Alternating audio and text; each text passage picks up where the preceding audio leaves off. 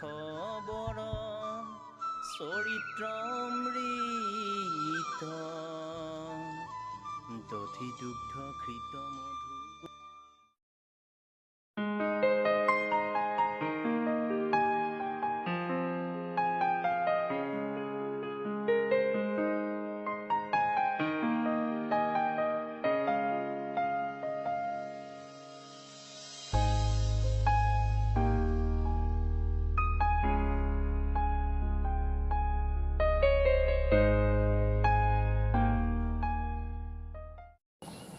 দস্তি এই শুনচোন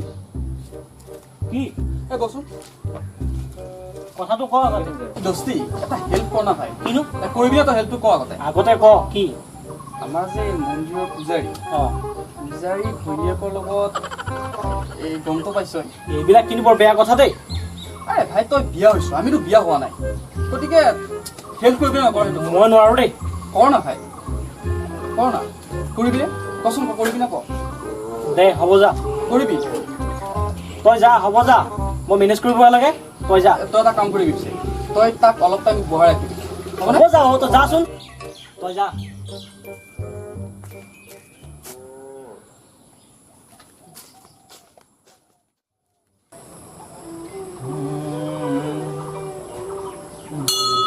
দুগ্ধ ঘৃত মধু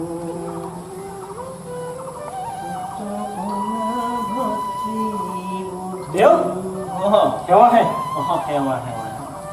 কি কৰিছে আপুনি এই অকণমান প্ৰসাদৰ যোগাৰ ময়ো মাথো এইটো মাজে মাজে ধৰো সেইকাৰণে আপোনাৰ ওচৰত আহিলো আছে এই প্ৰভুৰ প্ৰসাদ 10 জনলৈ মিলিব উপায় এইটো বাৰু হয় অ' দেউ আজিকালি আপুনি অলপ সোনকালে ঘৰত যায় নেকি সোনকালে মানে সেই অকণমান পথাৰৰ কামো থাকেতো এইখিনি চাফ চিকুণ কৰি মই আৰু সেই প্ৰসাদ চিলিম ধৰি যাব ওলাইছিলো মই আকৌ সেইখিনিতে আপুনি যাব ওলোৱা দেখি তাড়াতাড়ি আহিছোঁ এই একো নাই ৰ কাপোৰখন মই তিয়াও নেকি কাপোৰখন পানী লাগিছে এই আছে ইয়াতে আছে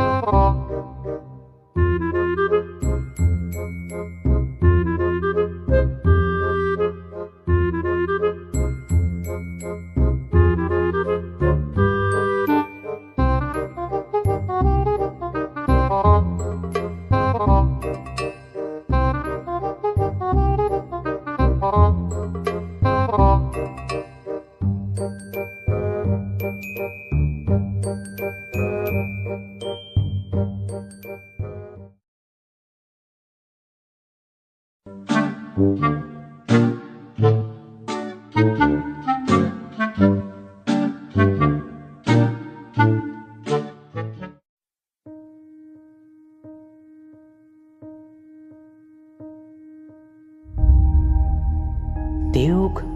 সদায় ঠগ দি থকাটো বেয়া কথা হৈছে নেকি নাই আজি মই তেওঁক কথাটো কৈ দিম আপোনাৰ পূৰ্ণিমা আপুনি বেকত কৰি জীৱ কৰি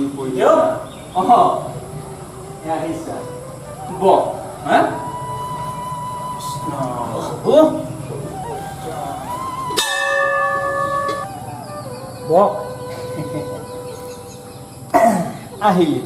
অঁ আপোনাৰ যাব হ'লে নেকি পূজা পাঠখিনি হ'ল যাওঁ বুলি ওলাইছিলোঁ আৰু মই এটা কথা আপোনাক ক'ম বুলি ভাবি আছিলোঁ কচোন ক এনেকৈ সদায় মই যে আহি আছোঁ তাৰ কাৰণটো বেলেগ